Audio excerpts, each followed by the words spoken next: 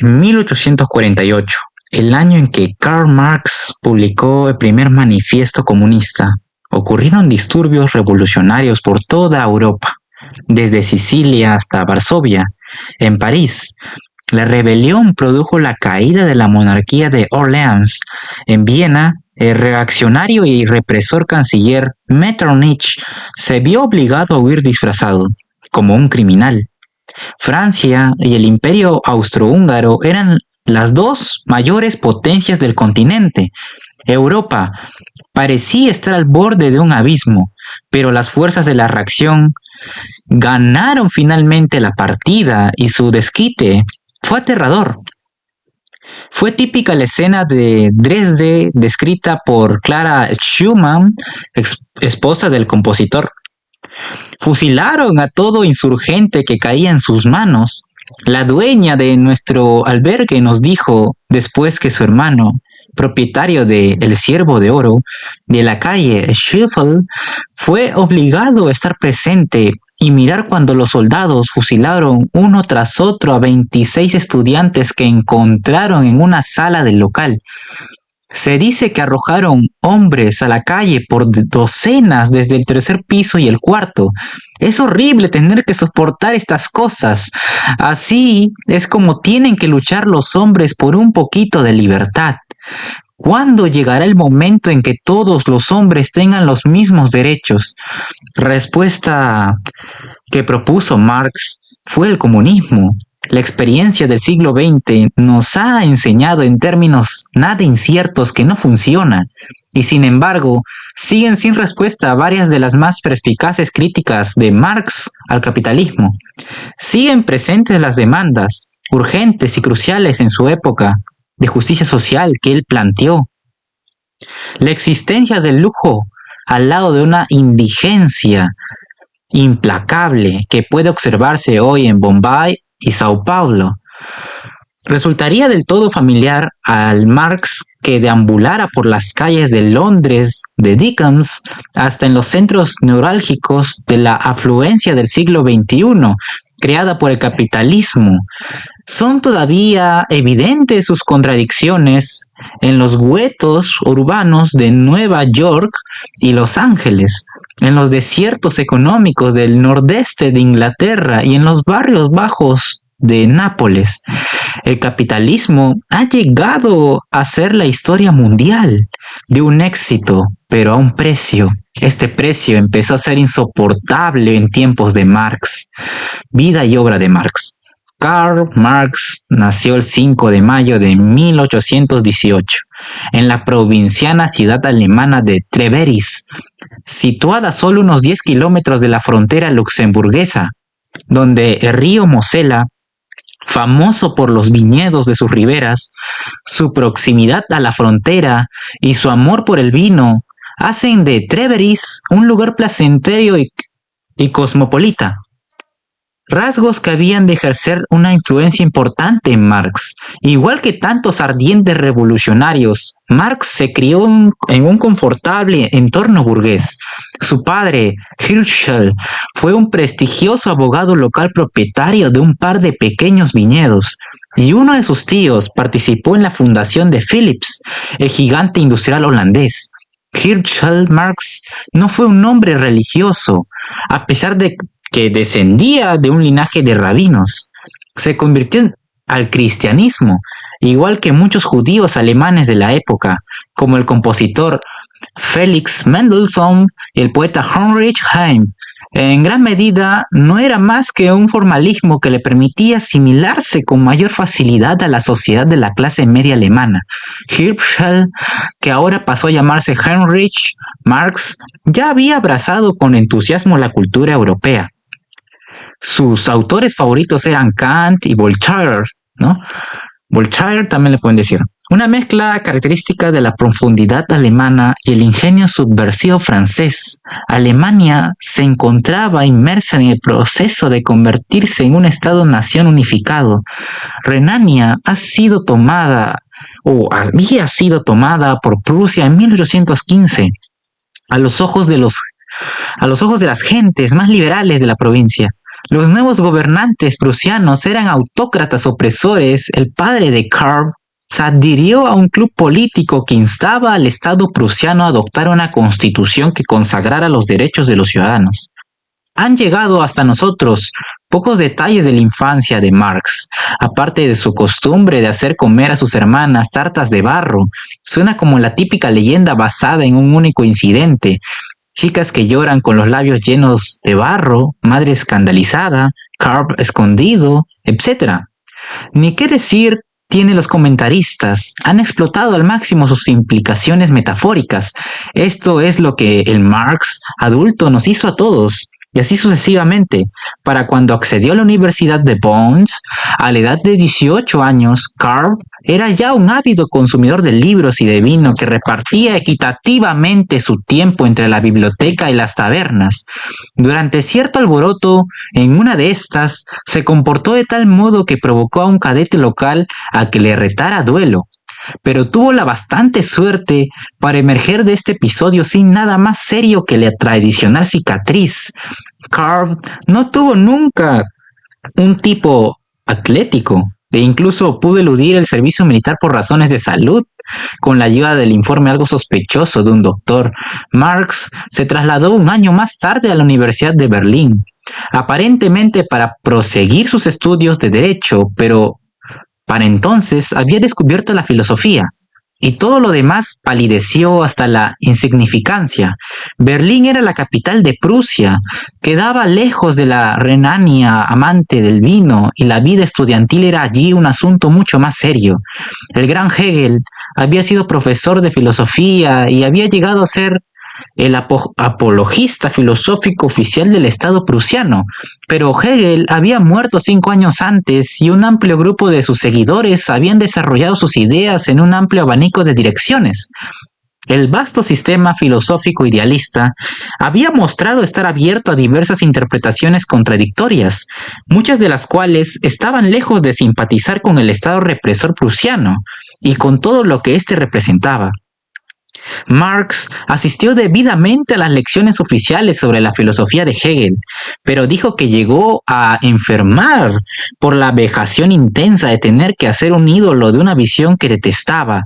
Irónicamente, Hegel había de ser una de las principales influencias en la filosofía de Marx, pero fueron el dinamismo y el alcance de esta filosofía, más que su contenido real, lo que atrajo a Marx. La filosofía de Hegel contemplaba el mundo y toda la historia como un vasto sistema omnicomprensivo en evolución constante. Esta evolución surgía de la pugna entre contradicciones y funcionaba de manera dialéctica. Cada idea implica y genera la idea contraria. Por ejemplo, la idea de ser implica la noción de no ser o nada. Estos dos opuestos, la tesis y su antítesis, se combinan para formar la síntesis, que es el devenir. En el omnicomprensivo sistema dialéctico de Hegel, esta síntesis pasa a ser una nueva tesis que a su vez produce su propia antítesis, y así sucesivamente. Este sistema dinámico abarca todas las ideas, toda la historia y todos los fenómenos, hasta el nivel más alto del espíritu absoluto reflejándose en sí mismo, que es la totalidad de todo lo que existe. Más concretamente, la filosofía de la historia de Hegel sostiene que la evolución de las leyes y de las instituciones de gobierno de una sociedad reflejan el ethos y el carácter de las gentes que la componen. Puede que esto parezca obvio a quien quiera que esté acostumbrado a vivir en una sociedad más liberal, pero estaba lejos de serlo hace 150 años en el represivo y burocrático Estado prusiano. Hegel sostenía que había una conexión dialéctica entre el Estado y sus ciudadanos. Esta dialéctica tenía un aspecto a la vez lógico y orgánico. La estructura evolutiva del Estado y las cambiantes tradiciones de sus gentes eran parte de la misma cosa. La inmensamente prolija y compleja filosofía de Hegel apareció en un momento histórico oportuno. Su idealismo, su énfasis en que todo se movía hacia el espíritu absoluto, llenó el vacío espiritual dejado por una desilusión creciente respecto de la religión. Fue Hegel quien en 1827 proclamó por primera vez que Dios ha muerto, y no su secuaz Nietzsche, a quien se le atribuye de costumbre este dicho.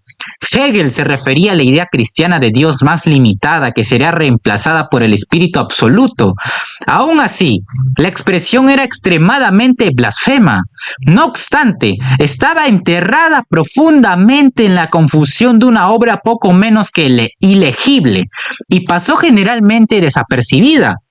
El resultado fue que su filosofía les pareció esencialmente conservadora a las autoridades prusianas. Su énfasis en un vasto sistema jerárquico era como el sueño absoluto de un estado burocrático. El acento de Hegel en lo espiritual, su religiosidad y el conservadurismo represivo de su sistema era lo que ponía enfermo a Marx. Otra influencia importante en la evolución intelectual de Marx fue el filósofo humanista y moralista alemán Ludwig Feuerbach, que había nacido en 1801 y estudiado en un principio teología. Feuerbach abandonó la teología cuando tenía poco más de 20 años para estudiar filosofía con Hegel en Berlín. Para cuando Feuerbach publicó sus obras más importantes, había progresado mucho más allá de la teología ortodoxa y del hegelianismo ortodoxo de sus primeros años. Según Feuerbach, ya bueno, el cristianismo no tiene nada que ver con la relación de la humanidad con Dios. Esta religión, como todas las religiones, implica de manera escondida la relación entre la humanidad y su propia naturaleza esencial. Los atributos de Dios no son en realidad ni más ni menos que una proyección de los atributos de la humanidad. El llamado conocimiento de Dios no es de hecho más que el conocimiento de nosotros mismos y de nuestra propia naturaleza. Para Hegel, el pináculo de su sistema era Dios, en forma de espíritu absoluto reflejándose en sí mismo. Feuerbach aceptó esta estructura e incluso su dinamismo, pero lo interpretó todo desde un punto de vista humanístico. El espíritu absoluto reflejándose en sí mismo no era ni más ni menos que la propia autoconciencia de la humanidad. La ciencia que se forma el hombre de su naturaleza esencial, la comprensión de su ser sustantivo, lo que para Hegel había sido ideal y espiritual, fue para Feuerbach humanista y materialista. No había ningún espíritu implicado. Como veremos, estas ideas ejercieron un efecto profundo en Marx, aunque no las tragó enteras. Irónicamente y significativamente, Marx admitió el materialismo de las ideas de Feuerbach, pero criticó su falta de hegelianismo. Las ideas de Feuerbach estaban bien, pero les faltaba toda la perspectiva dialéctica e histórica. La historia, la sociedad, la humanidad misma o la conciencia de sí misma en forma de Dios. No eran algo inmutable, todo evolucionaba y se desarrollaba dialécticamente. La idea original generaba su propia contradicción, lo cual se resolvía a continuación en una síntesis. La abrumadora influencia de Hegel, junto con las vagas ambigüedades de su idealismo, permitieron que sus seguidores desarrollaran su pensamiento en todas las direcciones. La tesis inicial del conservadurismo prusiano pronto generó su antítesis en los que se llamaron a sí mismos hegelianos de izquierda. Prominente entre estos fue el pensador bávaro Max Stirner, que también había asistido a las clases de Hegel en Berlín. Las ideas de Stirner eran tan extremas que habían de servir más tarde de soporte filosófico al movimiento anarquista. No se podían negar las implicancias revolucionarias de su extremado egoísmo. Para Stirner, la conciencia crea la realidad. El ego individual es responsable de su mundo. Cosas como la clase social, las masas, el Estado e incluso la propia humanidad no tienen una realidad objetiva. Una vez más, Marx captaría la sutileza de estas ideas y les daría la vuelta.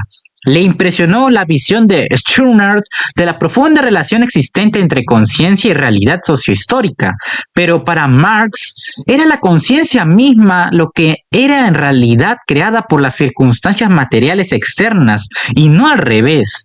Marx comenzó entonces a desarrollar su propia filosofía, en un intento por combinar estas ideas seminales en un materialismo cabal, movido por fuerzas dialécticas. Su objetivo era poner a Hegel cabeza abajo. La pasión juvenil de Marx expuso estas ideas en forma heroica. Su tesis doctoral exaltó a Prometeo, el antiguo héroe griego que robó el fuego de los dioses para entregárselo a la humanidad.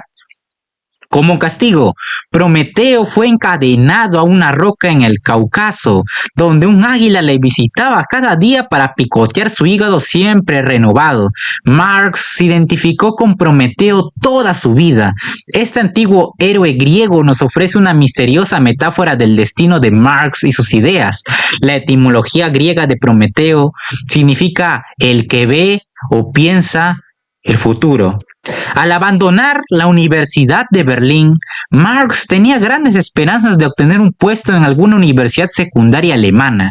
Por desgracia, Federico Guillermo IV fue coronado rey de Prusia y su reinado inició una nueva época reaccionaria. Los hegelianos de izquierda y todos los asociados con esta evolución del pensamiento de Hegel fueron expulsados de las universidades controladas por el Estado. Después de buscar por todos lados un empleo, Marx encontró trabajo como periodista en la recién fundada Rheinische Zeitung, la Gaceta Renana, un periódico liberal de Colonia. A pesar del estilo espantosamente prolijo adquirido con Hegel, Marx resultó ser un periodista excelente. Si la teoría le inspiró la jerga, la práctica le indujo a acuñar las frases resonantes que habrían de ser típicas de su manera de escribir durante toda su vida. Marx tuvo tanto éxito como periodista que al finalizar su primer año de trabajo fue ascendido a director. El idealista jefe, buen bebedor y muy trabajador, fue muy popular entre su joven equipo idealista, formado por buenos bebedores, muy trabajadores que le apodaron el Moro, por su tez morena y su barba. La Rheinische Zeitung se convirtió en una espina clavada en el costado de las autoridades prusianas. Su circulación se triplicó, haciendo de él el periódico más leído de Prusia. Las relaciones sociales y políticas de Marx tomaron un camino dialéctico que había de ser característico durante toda su vida. Habiendo atacado a las autoridades, procedió a poner como un trapo a la oposición liberal por su ineficacia. A continuación, la emprendió contra su equipo izquierdista, todos revolucionarios teóricos, desechando la idea de revolución como un sueño imposible que no había sido pensado adecuadamente. A pesar de ello, la Rheinische Zeitung fue cerrada por las autoridades de 1843. A su manera cada vez más dialéctica, Marx acometió dos empresas en rápida sucesión. Decidió primero asentarse y casarse, y enseguida abandonar su patria y marchar al exilio. La mujer con quien se casó era su novia de la infancia. Se decía que Jenny von Westphalen era la muchacha más bella de Treveris. Descendía de una familia aristocrática local con poderosas conexiones políticas. Su padre tuvo una posición de primer orden en la administración del gobierno y su hermano mayor llegaría a ser un ministro extremadamente represor en el gobierno prusiano. ¿Qué es lo que pudo ver la encantadora Jenny en este desaliñado y escandaloso judío, que era además 4 años más joven que ella? El hecho es que Jenny estaba mortalmente aburrida con su vida de princesa provinciana. Era muy inteligente, de buenas lecturas y anhelaba una vida lejos del sofocante circuito de la clase alta de Treveris. Casarse con Marx, que no tenía un céntimo, ciertamente le procuraría esta salida, aunque quizá no en la forma que ella previó. En todo caso, fue un matrimonio de amor por ambos lados. A través de todas las vicisitudes, Jenny y Karl permanecieron profundamente apegados el uno al otro. Después de casarse con su aristocrática prometida, Marx la llevó consigo a París, considerada entonces como el centro revolucionario de Europa. París ya había sido escenario de revoluciones en 1789, que ocurre la Revolución Francesa, y en 1830, la revolución que derrocó a la monarquía restaurada. En la ciudad coexistían toda clase de grupos políticos de izquierda. Evidentemente, las ideas de Marx habían sufrido una nueva transformación dialéctica desde sus últimos días en la Rheinische Zeitung. Pensaba ahora que la revolución era la respuesta, y se hizo pronto miembro de los nobles comunistas. Pero, ¿cómo se podría llevar a cabo la revolución?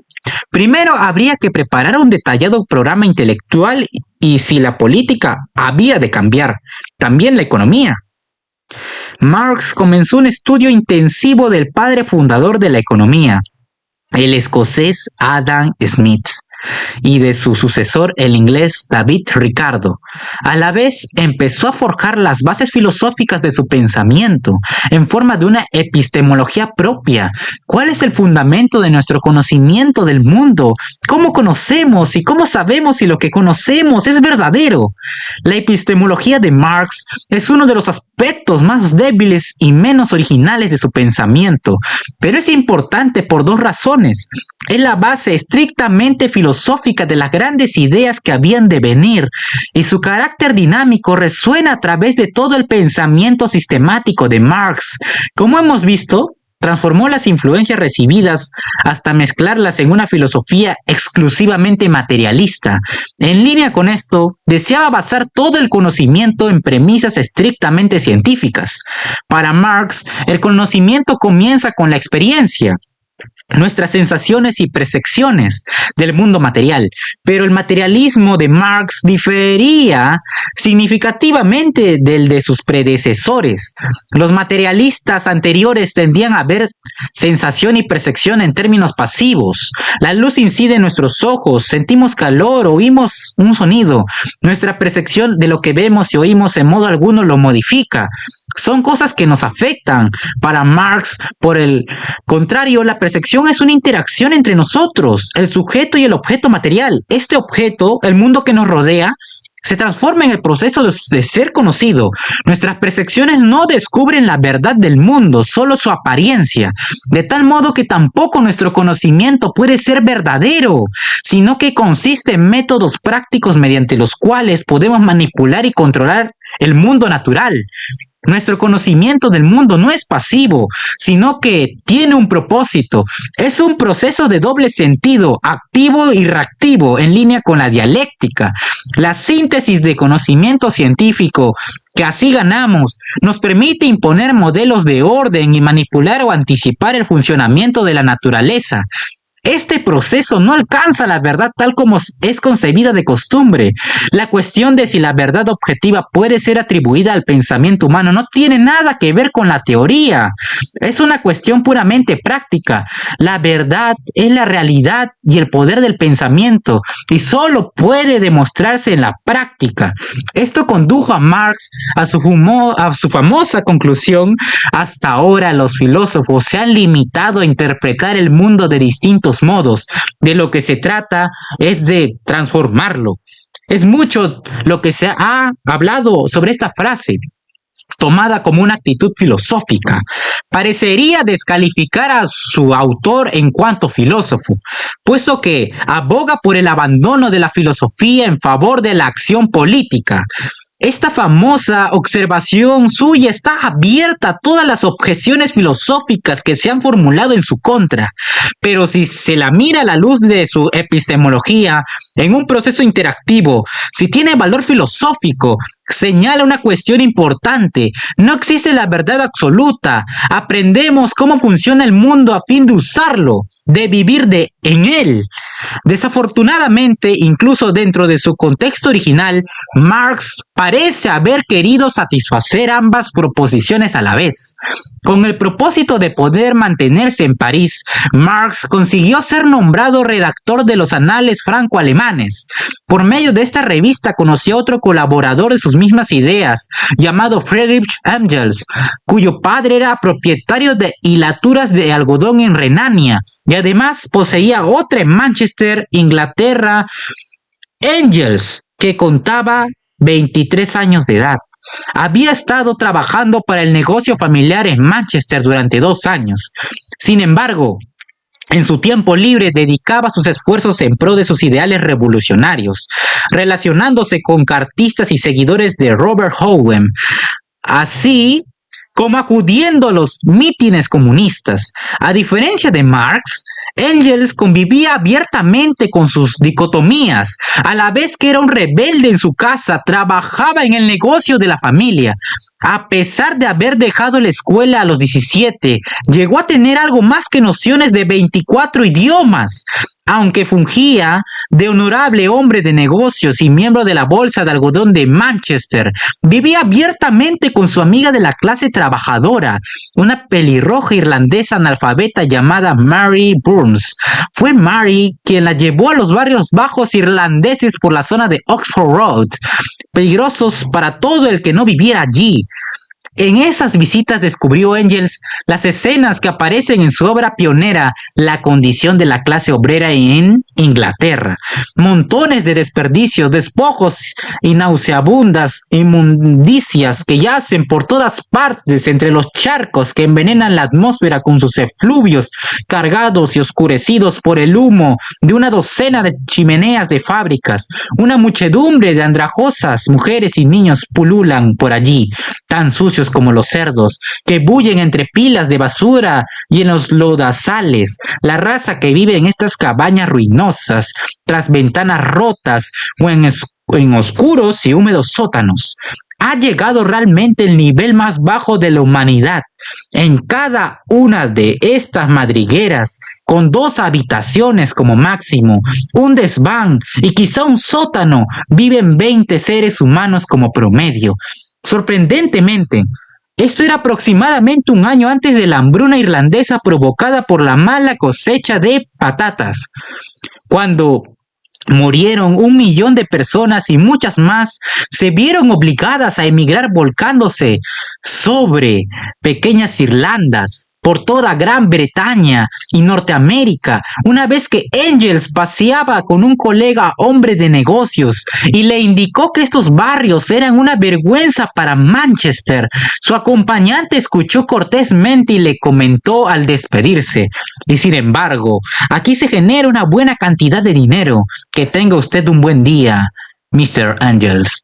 Engels se había tropezado brevemente con Marx cuando este era director de la Rheinische Zeitung, pero en esa ocasión ninguno de los dos había quedado muy impresionado. Marx no reconoció un espíritu afín en Engels hasta que este mandó artículos para los anales franco-alemanes. La segunda vez que se encontraron, Engels estaba disfrutando de una corta visita a París de camino a su casa en su viaje de vacaciones. El bon viveur comunista y el desaliñado periodista fumador de tagaminas descubrieron que tenían en común mucho más que sus grandes barbas. A lo largo de la visita de 10 días de Engels, los dos entablaron una profunda relación que había de durar toda la vida. Engels fue el único amigo con el que nunca riñó. Por su parte, Engels reverenciaba a Marx, y no es una exageración. Dedicó una buena parte de su tiempo y dinero a apoyar a su amigo y héroe, por no hablar de la energía emocional y física que demandaba esta exigente tarea. A pesar de que Marx estaba casado y tenía ya una niña, vivía todavía la precaria vida de buhardilla de un estudiante pobre. Esto fue también un rasgo permanente en la vida de Marx. Como veremos, se debía a algo más que una mera necesidad financiera. La falta de respetabilidad o de responsabilidad social parece haber colmado alguna no resuelta necesidad psicológica. Marx fue pobre toda su vida, pero nunca con la pobreza de la clase trabajadora. La extrema miseria y la desesperanza de que fue testigo Engels en Manchester, la pobreza de Marx fue siempre más bien la del perenne estudiante que atraviesa una mala, a menudo muy mala racha, pero en la que se podían reconocer rasgos del caballero imprevisor. Marx y Engels usaron los anales franco-alemanes para dar voz a sus ideas radicales, que empezaron a circular de esta manera en Alemania. Las autoridades prusianas pronto secuestraron ejemplares de la revista y presionaron al gobierno francés para que refrenara a Marx, con lo que la revista fue cerrada y Marx fue expulsado de Francia.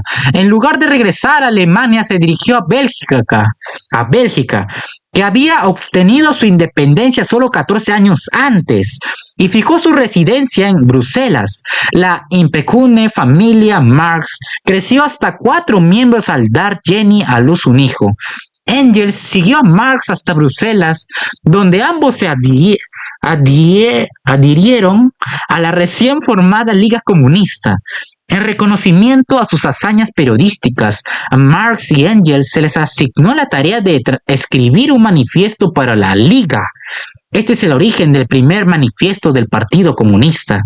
¿Fue este un nombre en cierto modo impropio desde el comienzo?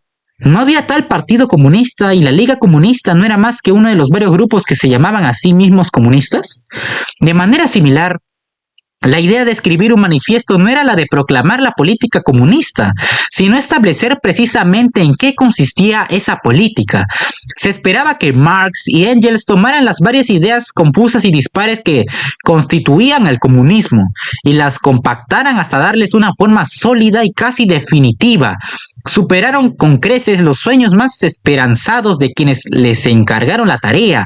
El manifiesto comunista, como se le conoce popularmente hoy, llegaría a ser con el tiempo el mayor éxito de ventas de la historia de la imprenta junto con la Biblia y Shakespeare. No cabe ninguna duda de que ese documento en 40 páginas es la obra cumbre de su clase. El inicio es adecuadamente dramático. Un fantasma recorre Europa, el fantasma del comunismo. En uno de los primeros borradores, Engels definió el comunismo como la doctrina de las condiciones para la emancipación del proletariado, esa clase de la sociedad que se procura su medio de vida única exclusivamente mediante la venta de su trabajo. Se alcanzaría la liberación por la eliminación de la propiedad privada y su sustitución por la propiedad común. Según Marx, cuyas sonoras frases dominan el documento, la historia de todas las sociedades que han existido hasta nuestros días es la historia de la lucha de clases.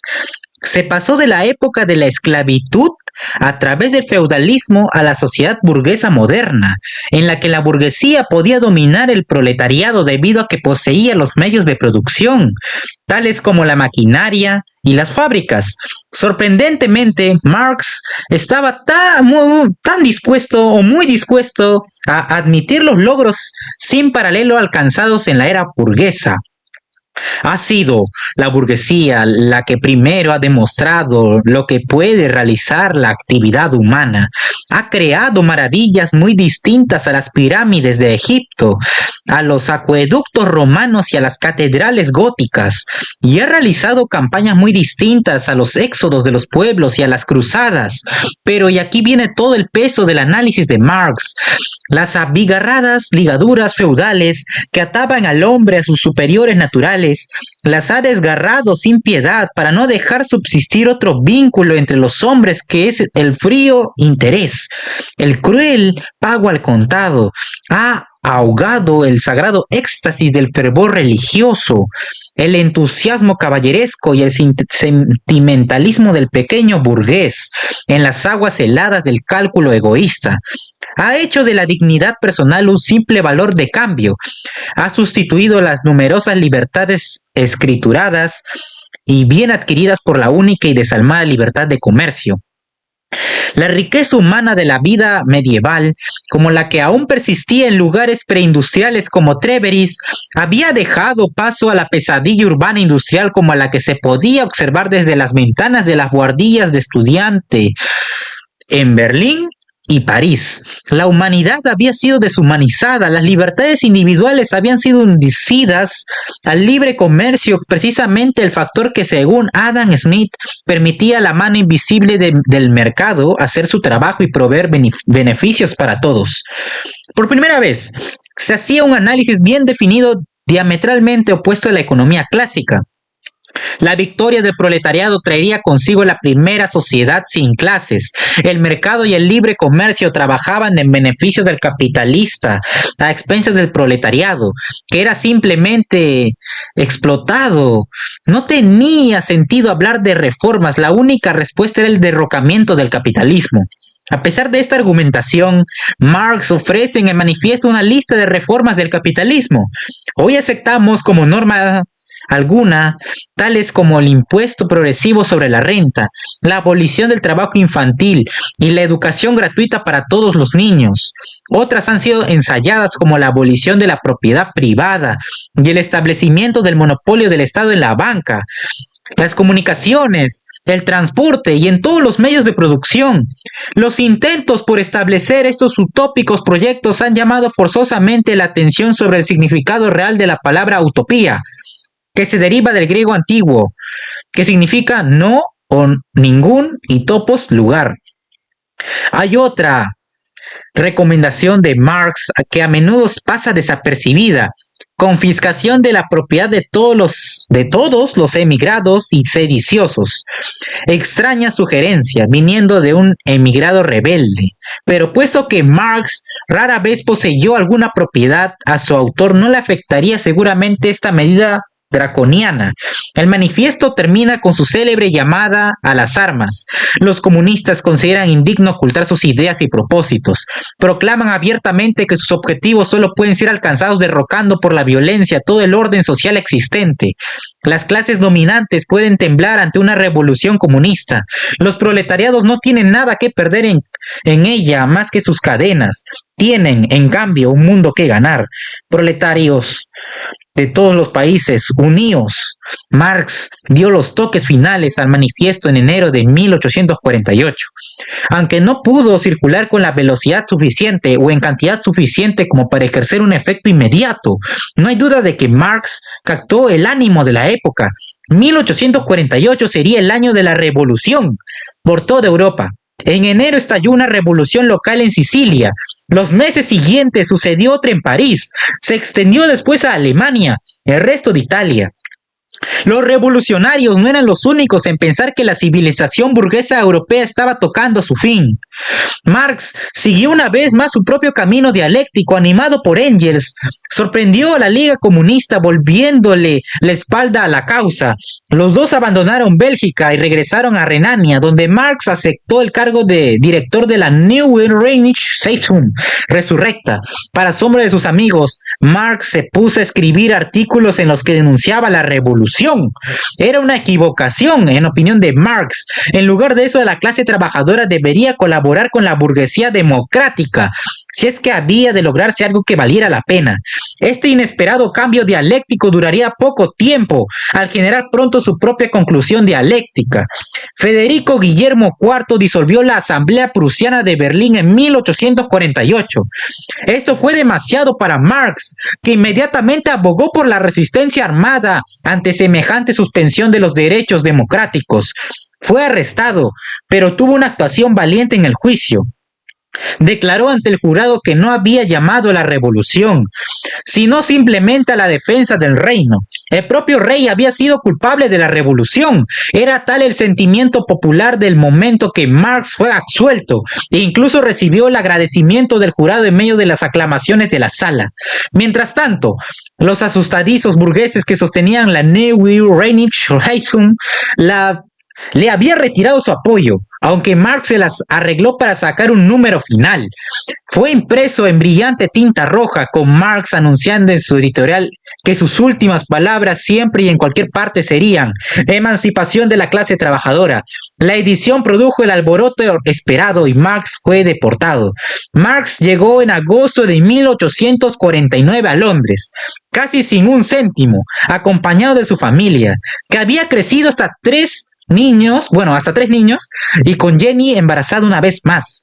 En prueba de solidaridad, él y Engels se reincorporaron a la Liga Comunista, cuya sede central internacional estaba en Londres. La familia Marx vivió al día durante casi un año desde su llegada a la ciudad, trasladándose de un alojamiento barato a otro en las callejas humildes de alrededor de Leicester Square, las preferidas por los exiliados políticos del continente. Jenny Marx dio a luz ese mismo año su cuarto hijo, un niño, poco después. La familia fue desasociada por impago de alquiler y se vio en la calle con sus escasos y pobres muebles. Fueron rescatados por la caridad de un amigo exiliado, pero el bebé murió al finalizar el año. Engels, que había abandonado su intención de ser periodista, fue el proveedor de una caridad constante. Había regresado a la fábrica de su padre en Manchester, en parte al menos para poder ayudar a Marx. A comienzos de 1851, Marx y su familia encontraron un alojamiento en 2 habitaciones del piso más alto del 28 de Dean Street, en el Soho. Fue el principio de una década de retiro de Marx, una época de aislamiento espiritual y político, sostenido por las entregas de dinero de Engels, exiliado a 300 millas de distancia de Manchester. Bueno, en Manchester. La Liga Comunista era el único consuelo de Marx. Su personalidad carismática y genuinamente extrañable, junto con un intelecto intimidador y de vasto registro, hacían de él un líder natural. Pero sus mayores habilidades políticas se adaptaron mejor a grupos pequeños, como la redacción de un periódico o la sala de reuniones de un comité. Necesitaba dominar y no le gustaba aparecer en mítines públicos o tratar con sus pares intelectuales que podían cruzar espadas con él. Marx se vio incapaz de dominar la Liga Comunista, que pronto se desmoronó, tanto en Inglaterra como en Alemania, en medio de una confusión de riñas y recriminaciones, en su mayor parte debidas a choques de personalidades disfrazados de diferencias políticas irreconciliables.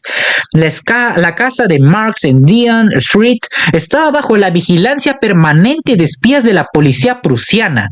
Él y Engels llegaron a escribir una carta conjunta a The Spectator, al espectador, la revista más conocida de Londres, quejándose de que las puertas de las casas donde vivimos son vigiladas de cerca por individuos de aspecto más que sospechoso que toman nota tranquilamente cada vez que uno entra o sale de la casa. No podemos dar un paso sin que nos sigan a donde quiera que vayamos. Uno de los espías se las arregló incluso para entrar en el hogar de Marx y nos dejó el cuadro más íntimo que tenemos de él durante esa época. Al entrar en su cuarto, los ojos se ven tan ofuscados por los humos del carbón y del tabaco que pareciera que uno se adentrara torpemente en una cueva. Todo está tan sucio y el lugar está lleno de polvo, que incluso sentarse es una empresa arriesgada. La silla en que se sienta uno tiene solo 3 patas. La única silla completa se usa por los niños para jugar y para preparar alimentos. Además de ser un anfitrión mezquino, Marx es también una persona completamente desorganizada y cínica. Lleva la existencia de un auténtico intelectual bohemio. Rara vez se lava apenas sus cabellos o cambia de ropa. Le gusta también emborracharse. A veces se mantiene ocioso durante días enteros, pero trabaja día y noche incansable si tiene mucho que hacer. No obedece a ninguna rutina en cuanto a la hora de levantarse o ir a la cama. Frecuentemente se mantiene despierto toda la noche, para el mediodía tumbarse vestido en el sofá y dormir hasta la tarde, indiferente a quien entre o salga de la habitación. En toda justicia, este régimen caótico ha debido serle impuesto por el hecho de que compartía 2 cuartos reducidos con una esposa, 3 niños pequeños, Lenchem, la criada alemana, y supuestamente el extraño visitante prusiano que tomaba atropelladas notas acerca de la desaliñada persona que roncaba tranquilamente en el sofá mediada la tarde. A pesar de esto, Marx impuso un régimen incansable de estudio en el Museo Británico. La revolución de 1848 había fracasado y en Europa se había instalado un periodo de represión severa, con la consiguiente desesperación de muchos radicales, pero Marx poseía un aguante psicológico excepcional. Mientras esperaba su hora, decidió pasar el papel él decidió pasar al papel sus ideas revolucionarias en una tarea que le llevaría los primeros largos años de su aislamiento. Vivir en Londres le situaba de manera ideal para su empeño. En 1856 se abrió en el Museo Británico una soberbia nueva sala de lectura con el mejor equipamiento del mundo para la investigación, bajo una amplia cúpula, cuyo diseñador italiano se había asegurado de que no sobrepasara la cúpula de San Pedro en Roma, reduciendo a escondidas su diámetro en unas pocas pulgadas. Allí podía Marx estudiar a Hegel y a Feuerbach en el original alemán e investigar en detalle las obras de Smith y Ricardo, así como consultar las pilas de informes encuadernados de los comités parlamentarios, que se alineaban en las paredes junto a su asiento favorito. Marx se convirtió pronto en una imagen familiar por las calles del Soho. Incluso en la hirsuta época victoriana se destacaba de la multitud, hecho que se acentuaba por su pesado acento alemán, que no hacía nada por mejorar la dieta de pan y patatas, los baratos tagarninas que manchaban y fumigaban constantemente su barba y sus pulmones. La vida sedentaria y la bebida empezaron pronto a pasar factura. Sufrió de dolorosos forúnculos, una maldición de proporciones bíblicas que siguió desvencijando su frágil contextura hasta el fin de sus días. Pero otros miembros de la familia no tenían la misma resistencia y 2 de sus hijos murieron en la infancia. Por si esto no fuera bastante, Marx tuvo una relación con la criada de la familia, Lenchem de Mouch, y la dejó embarazada. Engels, asiduo visitante, tomó para sí generosamente la culpa. Cuando Remchen dio a luz un pequeño niño moreno e hirsuto, Jenny tuvo sus sospechas, pero se las reservó por el bien de la familia. Años más tarde, en su lecho de muerte, Engels reveló la verdad a Eleanor, la hija de Marx conocida como Tussie. Freddy de Mouch creció hasta convertirse en un auténtico miembro del proletariado. Trabajó en un taller técnico de Hackney, al barrio de clase trabajadora del este de Londres. A su vejez llegó a ver el cumplimiento de las ideas de sus dos padres en la Revolución Rusa y la fundación de la Unión Soviética. Las hermanas de Freddy fueron menos afortunadas. La hija mayor de Marx, Laura, se suicidó en compañía de su esposo anarquista cuando vivía en la pobreza en París. La favorita, Tussie, escogió el mismo camino después de haber sido repudiada por su mujeriego amante, que llegó incluso a proporcionarle el ácido prúsico que ella bebió, causándole una muerte atroz. Pero no todo fueron tiempos de miseria constante. En domingos de verano, la familia viajaba hasta Hampstead Heath para disfrutar de alegres picnics con saltos de pídola y otros juegos.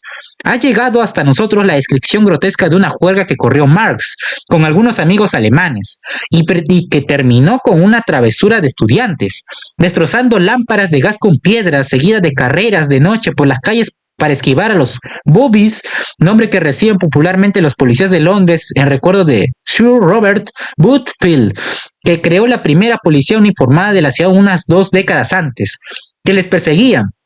Marx fue siempre por temperamento el eterno estudiante.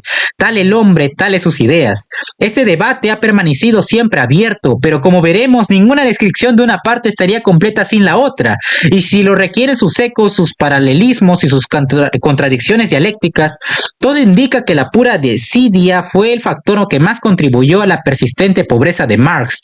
Engels seguía enviando dinero de manera regular, y Marx fue nombrado corresponsal en Londres del Nueva York Daily Tribune. New York Daily Tribune. Entonces, el periódico de mayor tirada del mundo, su contrato lo obligaba a escribir cada 2 semanas comentarios acerca de noticias británicas y del imperio, aunque a menudo tenían que ser escritas a toda prisa por Engels para que llegaran a tiempo.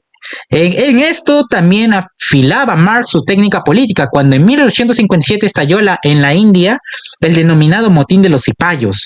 Su editor le pidió que predijera el resultado. Escribió a Engels: es posible que meta la pata, pero en ese caso siempre me podré zafar con un poco de dialéctica. He redactado mi proposición de tal manera que será verdad en ambos casos. Así comenzó Marx una tradición marxista que había de sobrevivir al colapso de 2 imperios, el británico y el soviético. A pesar de los ingresos regulares de Marx, su correspondencia con Engels incluye a menudo súplicas desesperadas de más dinero, refiriéndose a la llegada inminente de los alguaciles, a que no hay comida en casa y cosas semejantes. Era totalmente franco en sus discusiones políticas con Engels, y esta intimidad se extendía hasta su vida personal, más allá incluso de las urgencias financieras, hasta incluir detalles como la erupción de un grano en su pene o en su miembro, o que había decidido tomar las cosas con calma y quedarse en casa porque había empeñado sus únicos pantalones para comprar cigarros. Karl Marx o Groucho Marx a veces se hace difícil decidir. Por citar algunas estadísticas económicas pertinentes, a la manera preferida por Marx en sus obras, recibía 150 libras esterlinas al año de Engels, así como pues por cada uno de sus artículos quincenales para el Tribune. En el peor de los casos, sus ingresos anuales nunca cayeron por debajo de los 200. Cuando los ingresos de un empleado eran durante la época de 75, los gastos de Marx eran modestos. El alquiler anual en Dean Street era de solo 22 y Lenchem había recibido 20 al año. Si lo hubieran pagado alguna vez, la restante 178 de los ingresos de Marx sencillamente se evaporaron en el aire lleno de humo de tabaco mientras Marx se sentaba a tomar el sol en calzoncillos junto a la ventana. Ojo que estamos hablando, pues ya sabemos, en la moneda de esos tiempos, ¿no? Libras esterlinas. Claro, y bueno, como iba diciendo, no obstante a su pobreza, los Marx siempre tuvieron criada. La sufrida Lemchen era una muchacha campesina de Renania que había sido enviada para cuidarles por los padres aristocráticos de Jenny. A pesar de su vida bohemia, Carp y Jenny parecen haber tenido pretensiones. Marx no mostró nunca ninguna inclinación a doblar el espinazo en un trabajo real y prefirió escribir extensamente acerca de las condiciones de una actividad semejante, lo cual movió a su exasperada madre a comentar: qué pena que el pequeño Carp no reúna algo de capital en vez de simplemente escribir sobre él. Entre tanto, Jenny Marx insistía en utilizar su título heredado de baronesa de West Haarlem, un hecho que fue invariablemente pasado por alto en las biografías soviéticas y chinas. Los Marx recibieron a su debido tiempo de la familia de Jenny la pequeña herencia que les permitió escapar de la siniestra Dean Street para mudarse a la pobreza más elegante de Grafton Terrace, en las afueras del norte, al norte de Londres. A pesar de su poca inclinación a proveer los bienes materiales necesarios para los suyos, Marx fue siempre un cabeza de familia muy amado, a quien todos llamaban por su apodo de Moro. Quienes les visitaban podrían encontrarlo a cuatro patas dando paseos a lomos de elefante, a sus hijos agarrados a su espalda, su pelo o su barba, chillando encantados. Durante esos años, Marx dejó crecer cada vez más sus cabellos y su barba, adquiriendo conscientemente una apariencia prometeica. Creía que estaba escribiendo el futuro. Marx parece haber encontrado una breve solución al problema de mantener a su familia. Al recibir Jenny otra pequeña herencia, le escribió en una carta a un amigo: he estado, y esto es algo que no dejará de sorprenderle especulando, especialmente en acciones inglesas, que han sido obligadas a subir niveles poco razonables y que han colapsado en su mayor parte. He ganado de este modo 400 y volveré a repetir de nuevo. Este es un tipo de operación, no exige mucho tiempo, vale la pena correr algún riesgo a fin de aligerar al enemigo de su dinero. Ojo que estamos hablando en libras esterlinas. Dado que esta es la única mención que hace Marx de su nuevo hobby, es de suponer que la vez siguiente no fue el enemigo el que vio aligerado de dinero. En todo caso, Marx volvió con vigor renovado a su disección radical del capitalismo. Marx terminó finalmente en 1859 su primera obra propiamente económica, La contribución a la crítica de la economía política. La filosofía de Marx se basa en el análisis siguiente: la vida social está fundada en la vida económica, en cómo se producen las cosas dentro de una sociedad. Las relaciones sociales se basan en las relaciones económicas. Por encima de estas surge una superestructura correspondiente de leyes y conciencia social que refleja la estructura económica. La vida ideológica e intelectual de una sociedad está enteramente determinada por el modo en que se producen las cosas dentro de ella. En palabras de Marx, que había comenzado ya a generar su propia jerga Lumpen, el modo de producción de la vida material determina el carácter general de los procesos sociales, políticos e intelectuales de la vida. No es la conciencia de los hombres lo que determina su existencia, sino que por el contrario, es la existencia social lo que determina su conciencia. Los ecos de Feuerbach y Steiner están todavía claramente patentes. El año 1859 asistió también a la publicación del origen de las especies de Darwin. Las ideas sobre la evolución estaban en el aire. Marx dibujaba la evolución filosófica de la conciencia, a la que ve desarrollándose de manera casi dialéctica, más que a través de la supervivencia del más apto. Originariamente vivíamos en armonía con la naturaleza, tesis. Al oponernos a ella nos realizamos como seres humanos, antítesis. De esta pugna nació la conciencia, síntesis. De igual modo, la evolución posterior de la conciencia humana ha permanecido inseparable de la lucha, pero esta evolución ha llegado ahora a un estado de fatal ruina. En interés de la eficiencia, los economistas han adoptado la noción de la división del trabajo. En lugar de un trabajador realizando en la fábrica la producción completa de un objeto, el proceso de fabricación ha sido despiezado en multitud de tareas especializadas. En la producción de una caja de madera, por ejemplo, era más eficiente que un obrero cerrara la madera en tablas, otro cortara estas a las longitudes requeridas, otro reuniera las piezas necesarias para la fabricación de una caja, otro las clavara y un último trabajador barnizara la caja. De este modo se podían producir muchas más cajas que si cada obrero se encargara de todo el proceso de hacer una, pero esta mayor eficiencia producía estragos en la moral de los propios trabajadores. Para Marx, este proceso era destructivo, para la conciencia de las personas implicadas. Cuando los trabajadores eran obligados a una continua repetición de una única tarea embrutecedora, perdían cualquier relación significativa con el producto que estaban ayudando a crear. En lugar de artesanos creadores, se convirtieron en esclavos deshumanizados. Marx utilizó la palabra alienación para describir esta condición, recurriendo a un concepto derivado de Hegel, quien rastreó su desarrollo histórico desde la época romana.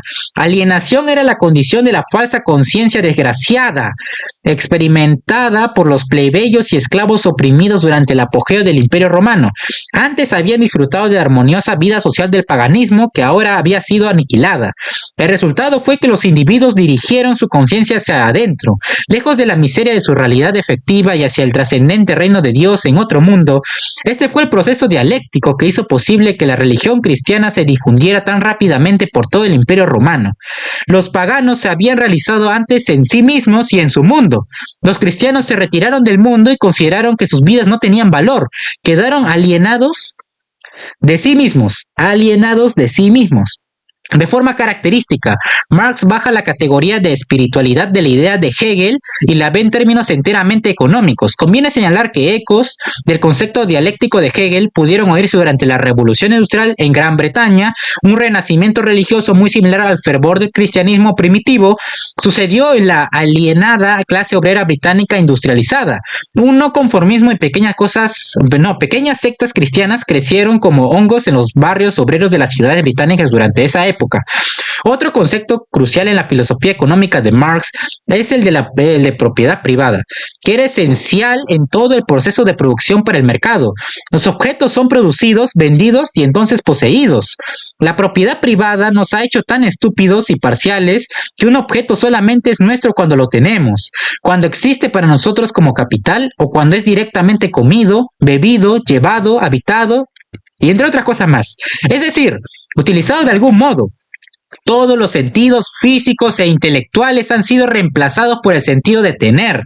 En lugar de la satisfacción de un individuo o de una comunidad, todo lo que el trabajador recibía era dinero literal y metafóricamente dinero constante y sonante. En opinión de Marx, el dinero priva a todo el mundo, tanto al mundo humano como a la naturaleza, de su propio valor. El dinero es la esencia alienada del trabajo y de la existencia humana. Esta esencia le domina y él la reverencia. Cuando la producción y el mercadeo de las mercancías están enteramente motivados por el beneficio, se deja de lado la justicia social y hasta las necesidades humanas. Semejante mundo económico, que encuentra su razón de ser únicamente en el beneficio, da por resultado una relación social grotescamente deformada que afecta a toda actividad humana. La vida política, intelectual, artística y hasta espiritual, todo se hace eco de este modo de producción, que se justifica por la ganancia financiera más que por cualquier otra forma de beneficio social. La historia, vista a esta luz, se transforma. La moralidad, la ley, hasta la religión no evolucionan según un devenir propio. La conciencia, tanto individual como social, viene dictada por la economía, por lo que Marx llama materialismo histórico. La existencia material determina la conciencia y no al revés. La historia del siglo XX había de mostrar cómo la respuesta de Marx a estos problemas se equivocó de manera catastrófica. La propiedad privada, el dinero, la búsqueda del beneficio y la alienación parecían ser fundamentales en el estado presente de la evolución. Hacemos uso de ellos, a la vez que ellos hacen uso de nosotros. La alienación se convierte en una individualidad realzada. Por otro lado, el análisis de Marx llega mucho más allá de la primera sociedad victoriana a la que fue aplicado.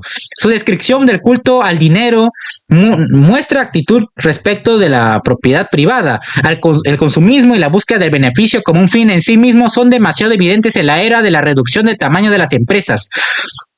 Crisis monetarias provocadas, acciones disparadas de compañías tecnológicas y basadas en valores irreales, y corporaciones cuyos activos consisten en todo excepto la gente que trabaja en ellas.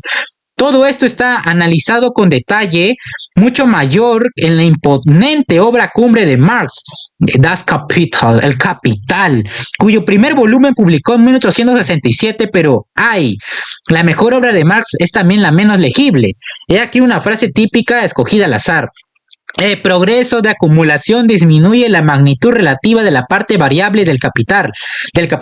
Por lo tanto, pero esto no excluye en absoluto la posibilidad de un aumento en su magnitud absoluta.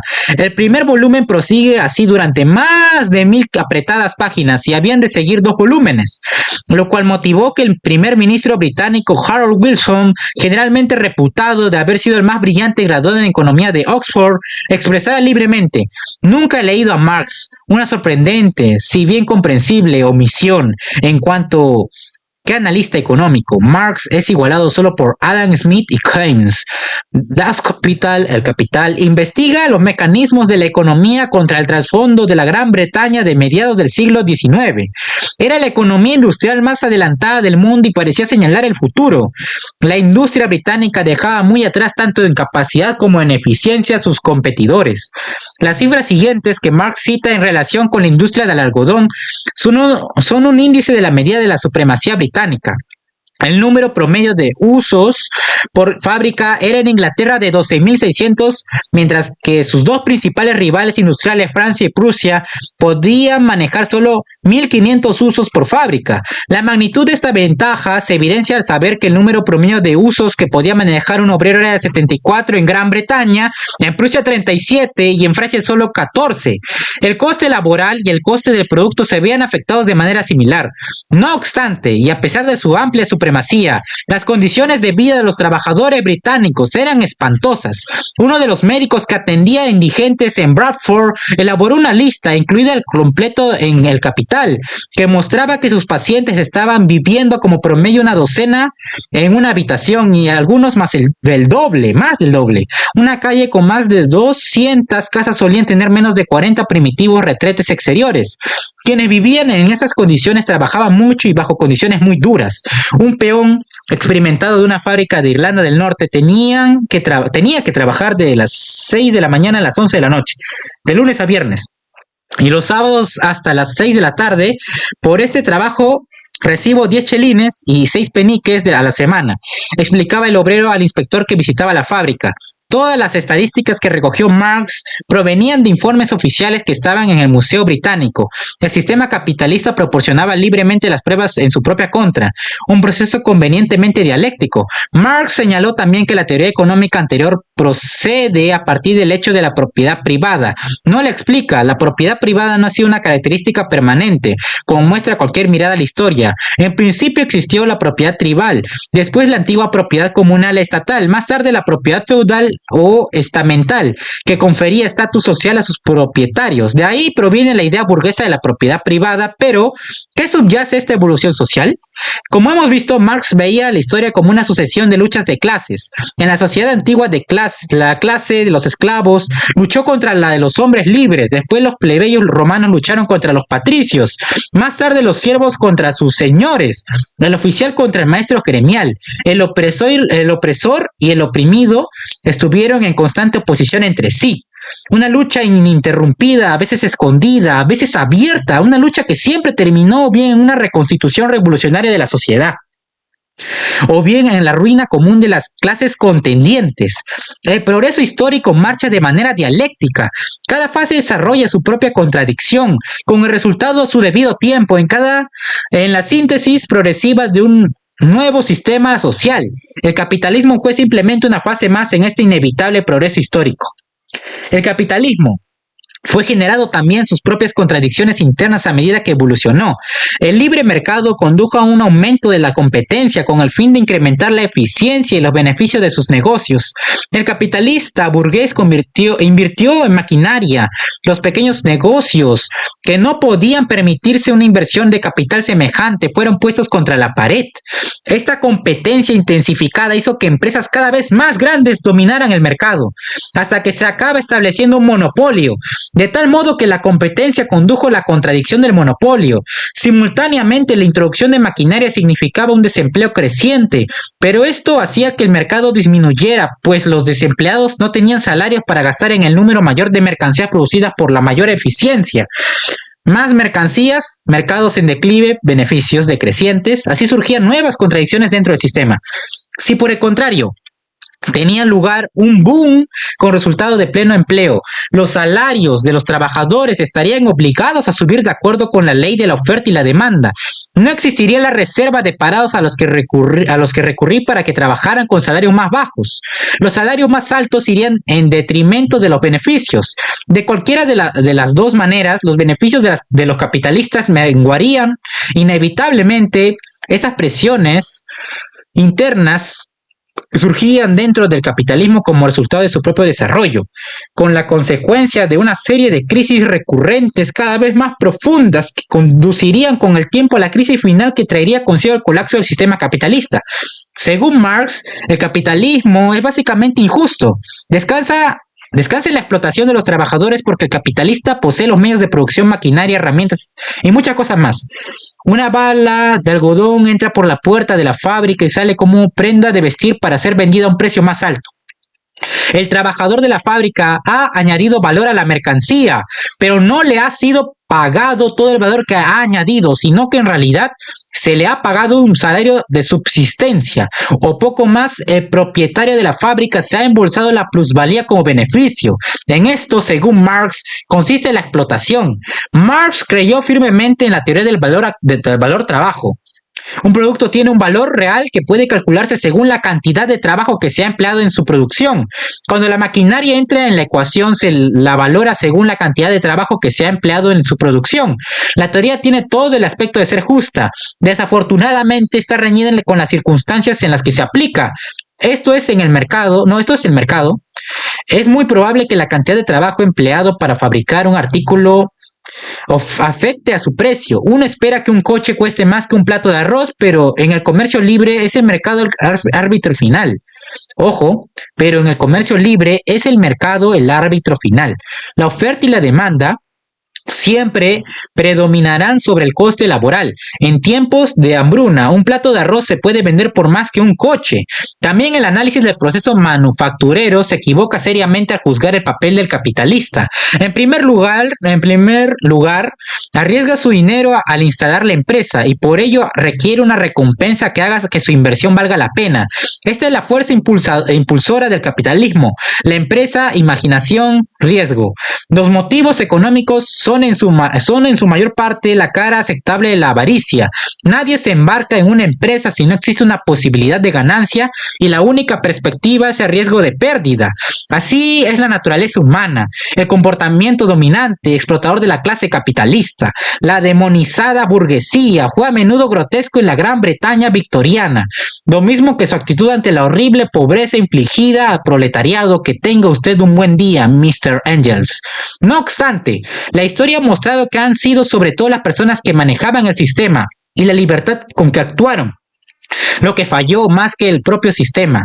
El poder irrestricto ha sido siempre una receta para la explotación y la hipocresía. El sistema capitalista mismo es culpable solo en parte. El capitalismo se asemeja a la democracia de Churchill, la peor forma de gobierno si exceptuamos todas las otras formas que se han ensayado. Lo que se necesitaba para ayudar a las víctimas del capitalismo era la intervención gubernamental, más que la alternativa radical propuesta por Marx. En su opinión, el equilibrio de la justicia social y económica solo podría conseguirse si el Estado se apropiara de los medios de producción. Las formas burguesas de la propiedad privada deberían ser nacionalizadas. Esto es precisamente lo que sucedió en la Unión Soviética y en todo el mundo comunista. La libre empresa fue suprimida en favor de la planificación estatal. El plan quinquenal, el gran salto adelante y cosas por el estilo bajo condiciones favorables. Esto puede parecer muy racional y justo, pero la evolución humana, tanto social como individual, solo aspira a la razón y la justicia, y no ha incorporado estas cualidades. Una economía controlada puede intentar ocasionalmente dar el gran salto hacia adelante, pero no es probable que cree Silicon Valley. Saltos de este tipo surgen de la intoxicación de la imaginación individual más que de comunidades sobrias. Aún así, hay elementos de la crítica de Marx al capitalismo que están todavía vigentes. Si bien elegimos pasarlos por alto, preferimos nuestros propios héroes de la clase trabajadora a las inversiones estajadas stajanovistas, representadas a 6 veces su tamaño real portando banderas rojas en los murales del realismo socialista. Pero los héroes de la clase obrera del capitalismo contemporáneo se resisten al sistema solamente en apariencia. Las estrellas de la música rock, los deportistas millonarios y las jóvenes lumbreras de la bolsa no poseen todavía los medios de producción. Brillan un día y al día siguiente han desaparecido, mientras que los propietarios de los medios de producción siguen embolsándose las plusvalías. Las estrellas de Hollywood entendieron esto en fecha tan lejana como 1919, cuando Charles Chaplin, Douglas Fairbanks y otros crearon United Artists con el fin de tener sus propios estudios y controlar la distribución. Marx tuvo la certeza de que no todas las contradicciones que se desarrollan dentro del capitalismo son negativas. Ojo, Marx tuvo la certeza de que no todas las contradicciones que se desarrollan dentro del capitalismo son negativas. El proletariado bien podía depender del salario para subsistir sin poder acumular ahorros o el capital propio. Esta era para Marx la definición del proletariado. Pero en las fábricas del capitalismo, esta clase perennemente explotada estaba evolucionando hasta convertirse en una fuerza de trabajo cualificada y disciplinada. En cuanto clase había de desempeñar un papel vital en el siguiente estadio inevitable de la dialéctica histórica. Cuando el capitalismo colapsara de resulta de sus propias contradicciones internas, habría una revolución y el proletariado se apropiaría de los medios de producción. Se establecería entonces la dictadura del proletariado. Marx añade a esta predicción una declaración característicamente dramática: con este desarrollo histórico finaliza la prehistoria de la sociedad. No obstante, la dictadura del proletariado era para Marx solo el primer estadio. Le seguiría una utopía socialista muy semejante a la borrosa visión de Saint-Simon, la lucha entre clases, que había sido un rasgo permanente de la prehistoria. Sería sustituida por una sociedad sin clases. El Estado desaparecería finalmente, se aboliría el dinero y cada uno recibiría su postre merecido, de cada cual según sus capacidades, a cada cual según sus necesidades. Aparte de estas pocas indicaciones teóricas, Marx no tuvo mucho que decir acerca de la realidad de la utopía socialista.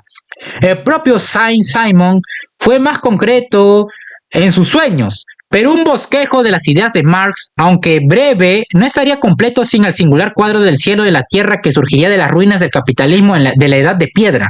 Nadie queda limitado a una esfera única de actividad. Cada individuo puede realizarse en cualquier actividad que elija. La sociedad misma regula la producción general y hace de este modo posible que me dedique a una cosa hoy, yo a otra mañana. Puedo cazar por la mañana, pescar después del mediodía, criar ganado por la tarde y presentar mis propias opiniones críticas después de cenar. Puedo hacer todo esto en función de cómo me sienta, sin tener que convertirme en cazador, pescador, ganadero o crítico. No hace falta exponer las contradicciones dialécticas generadas por esta quimera soñada en Dream Street. Las vacas no prosperan con el cuidado de caprichosos lecheros a tiempo parcial, sobre todo si estos no tienen ni idea, pero esquemas más prácticos de tipo socialista pueden funcionar en comunidades pequeñas de individuos de mentalidad semejante. Los kibbutzim israelíes, las comunidades Amish y otras empresas similares son una prueba duradera, pero a niveles urbanos y estatales, la sociedad es evidentemente demasiado compleja. La dictadura del proletariado y la apropiación por el Estado de los medios de producción habría de conducir en el siglo XX a una forma de dictadura muy distinta de la imaginada por Marx. Lejos de desaparecer, el Estado se expandió hasta convertirse en un monstruo omnipotente, sin ninguna restricción por parte de la competencia o de una oposición. Marx no se apercibió de que las contradicciones internas del capitalismo habrían de tener un gran papel incitándole a evolucionar en vez de destruirse. Marx no fue el único que se equivocó al juzgar al capitalismo. Ninguno de los grandes pensadores de su época, desde Mills hasta Nietzsche, sospechó que el capitalismo crecería tan rápidamente como lo hizo, lo que a los ojos de Marx eran los estertores de muerte del capitalismo, que resultaron ser poco más que sus dolores de parto. Karl Marx murió en 1883 a los 64 años. Una docena de amigos y correligionarios se reunieron alrededor de su tumba en el cementerio de Highgate en aquella fría mañana de marzo. Escucharon a Engels pronunciar lo que ha debido sonar como una oración fúnebre desesperadamente exagerada. Su nombre vivirá a través de los siglos y con él su obra. Menos de 70 años después, Una tercera parte del mundo pretendía ser gobernada según las ideas de Marx. La gran aventura de Marx, el comunismo, se encuentra ahora poco menos que en completa quiebra, pero no debería olvidarse la fuerza de sus convicciones. Las ideas de Marx abrieron la expectativa de justicia a esta tierra, a incontables muchedumbres que nunca habían soñado que algo así pudiera un día suceder. Ideas casi marxistas fueron abrazadas, al menos durante un tiempo, por luminarias del siglo XX tales como Einstein, Bertrand Russell, Wittgenstein, Tolstoy, Gandhi y Nelson Mandela. Son muchos los que afirmaron ahora que sus ideas tienen escasa relevancia en la época contemporánea. Se dice que su crítica es aplicable solamente a la economía del siglo XIX, que él analizó, y no siempre correctamente. Pero el cuadro más amplio ha cambiado, y continúa cambiando, en línea con su argumento clave. La filosofía no es una isla encerrada en sí misma, sino que tiene lugar dentro de una sociedad que se mueve por causas económicos. ¿Para quién es la economía? ¿Cómo pueden ser mejor distribuidos sus beneficios de manera justa? Estas preguntas siguen siendo bastante pertinentes. Estamos empezando un siglo en el que la división entre el primer y el tercer mundo continúan agrandándose, en el que incluso en el primer mundo la división entre ricos y pobres crece desordenadamente, y no es únicamente la riqueza lo que necesita ser racionado más adecuadamente en un mundo en que los propios recursos se están acercando a sus límites. Marx buscó controlar el mercado. El libre mercado ha sobrevivido y seguirá sobreviviendo, porque no solo ha aprendido a evolucionar, sino también a controlarse a sí mismo. Esta es la razón por la cual la economía, con todos sus fallos y pretensiones, se hace cada vez más vital para nuestra supervivencia. Las personas quisieron detenerse, cito, durante el primer encuentro del nuevo milenio de la Organización Mundial del Comercio. No fueron en su mayoría extremistas marxistas ni norteamericanos pobres, independientemente de su comportamiento o de las ideas rudimentarias que expresaron. Lo que les motivó fue un sentido de la justicia. Otros, impotentes y menos afortunados que quienes protestaban, estaban siendo maltratados, como Marx mostró a su manera. Si desconocemos este hecho, será en perjuicio nuestro. De sus escritos, hasta ahora los filósofos se han limitado a interpretar el mundo de distintos modos. De lo que se trata es de transformarlo. Tesis sobre Feuerbach. La religión es a la vez una expresión de sufrimiento genuino y una protesta contra este sufrimiento. La religión es el suspiro de las criaturas oprimidas. Es un sentimiento en medio de un mundo sin sentimientos. El alma de una condición sin alma es el opio del pueblo. Para una crítica de la filosofía del derecho de Hegel. Ser radical es llegar a la esencia de las cosas. Para el ser humano, la esencia de las cosas es el ser humano mismo. Para una crítica de la filosofía del derecho de Hegel, un fantasma recorre Europa, o el fantasma del comunismo. Primeras palabras del manifiesto comunista. La historia de todas las sociedades que han existido hasta nuestros días es la historia de las luchas de clases. Hombres libres y esclavos, patricios y plebeyos, señores y siervos, maestros y oficiales, en una palabra, opresores y oprimidos que se enfrentaron siempre. Mantuvieron una lucha constante, velada unas veces y otra franca y abierta. Lucha que terminó siempre con la transformación revolucionaria de toda la sociedad o el hundimiento de las clases beligerantes. La moderna sociedad burguesa, que ha salido de entre las ruinas de la sociedad feudal, no ha abolido las contradicciones de clase, únicamente ha sustituido las viejas clases, las viejas condiciones de opresión, las viejas formas de lucha por otras nuevas. Eso lo escribe el Manifiesto Comunista. En lugar de la explotación velada por ilusiones religiosas y políticas, la burguesía ha establecido una explotación abierta, descarada, directa y brutal. La burguesía ha despojado de su aureola a todas las profesiones que hasta entonces se tenían por venerables y dignas de piadoso respeto. Al médico, al jurisconsulto, al sacerdote, al poeta, al sabio, los han convertido en sus servidores asalariados. La burguesía ha desgarrado el velo de emocionante sentimentalismo que encubría las relaciones familiares y la redujo a simples relaciones de dinero. Eso lo escribe el Manifiesto Comunista. Los proletarios no tienen nada que perder más que sus cadenas. Tienen en cambio un mundo que ganar. Proletarios de todos los países unidos. Llamamiento a las armas al final del Manifiesto Comunista. El objetivo último de esta obra es revelar la ley económica del movimiento de la sociedad moderna. Eso lo decía en El Capital. Se usa el trabajo migratorio para trabajos de construcción y drenaje para hacer ladrillos, quemar cal, construir ferrocarriles y otras cosas más. Esta columna móvil de enfermedad lleva la viruela, el tifus, la escarlatina, por donde se mueve en proyectos que implican una gran cantidad de capital, como los ferrocarriles, otras cosas más. El contratista aloja a sus obreros en cabañas de madera. Estas aldeas improvisadas carecen de todo saneamiento, escapan del control de las autoridades locales y son extremadamente provechosas para el contratista. Se las arregla para explotar a sus obreros de dos maneras a la vez, como trabajadores y como inquilinos. Las cabañas tienen 1, 2 o 3 agujeros y los peones que las habitan deben pagar un alquiler semanal de 2, 3 o 4 chelines respectivamente. El Capital.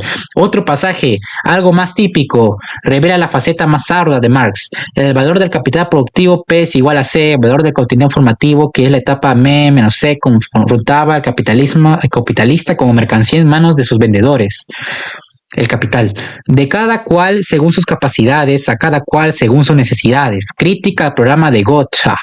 Las proféticas palabras del poeta Heim, escritas en fecha tan temprana como poco mencionado por el momento. El comunismo es el héroe oscuro que acecha en buhardillas escondidas sobre miserables jergones de paja.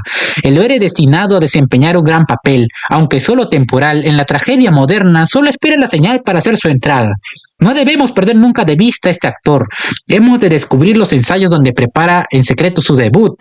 La historia en general y la historia de las revoluciones en particular es siempre más rica en contenido, más varía, más polifacética, más viva y más sutil que lo que imaginan incluso los mejores grupos y los vanguardías con más conciencia de clase de las clases más avanzadas. En Lenin. Las revoluciones no han aligerado nunca el fardo de la tiranía, solo lo han trasladado a otras espaldas. George Bernard Shaw.